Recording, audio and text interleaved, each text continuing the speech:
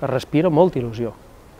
Por, sempre hi ha por en qualsevol canvi, però jo no ho veig gaire. Em preocupa que ens estiguin dirigint i cap a on ens estan dirigint. Més enllà del dret a decidir, cap on estem anant. I això és el que no ho tinc clar i em genera una mica d'incertesa o inclús desconfiança, la veritat. El meu sentiment moltes vegades és que ara necessitem trencar lligams de manera molt forta, de manera molt abrupta, i sembla que quan fem aquest canvi tots els problemes es resoldran.